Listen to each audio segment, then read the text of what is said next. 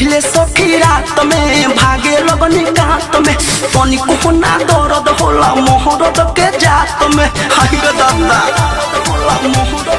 माई रे पहले सखी रात में भागे लगनी कात में पानी को ना दर्द होला मोहरत के जात में आगे छोरी करे पीछे की पर सखी आगे छोरी करे पीछे की पर सखी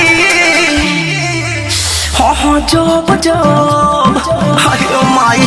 हाँ जब जब छुए चोली के खजाना जोरे ला दोनों की पर सखी हाँ जब जब छुए चोली के खजाना जोरे ला दोनों की पर सखी।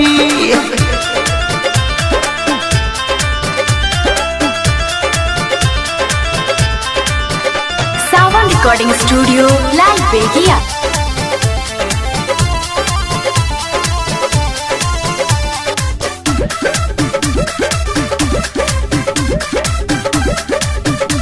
ना हम रही ना सोया कॉपीराइट सखी पहले रात पहले चेक बूता के लाइट सखी आई रे दादा ना हम रही ना सोया कॉपीराइट सखी पहले रात पहले चेक बूता के लाइट सखी का करी बढ़ जवानी पर सखी का करी बढ़ जवानी पर सखी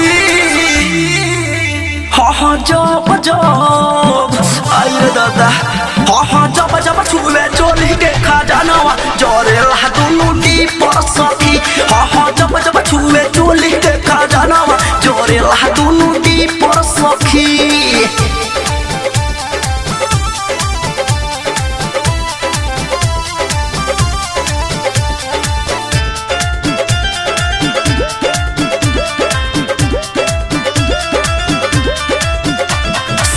माँ के जान गईनी पहले रात पलंग पर हम मान गईनी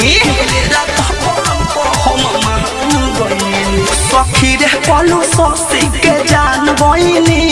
ए मौके भी मनोहर के मान गईनी कहेला जवाना बसली पर सखी कहेला जवाना बसली पर सखी हाँ जब जब हाय माई हाँ जब जब छुए चोली के खजाना जोरे ला दोनों की पर सखी हाँ जब जब छुए चोली के खजाना जोरे ला दोनों की पर सखी हाँ पहले सखी रात में भागे लगनी कात में तनी को ना दर्द होला मोहरत के जात में आगे छोरी करे पीछे की पर सखी आगे छोरी करे पीछे की पर सखी हाँ जब जब हाय रे दादा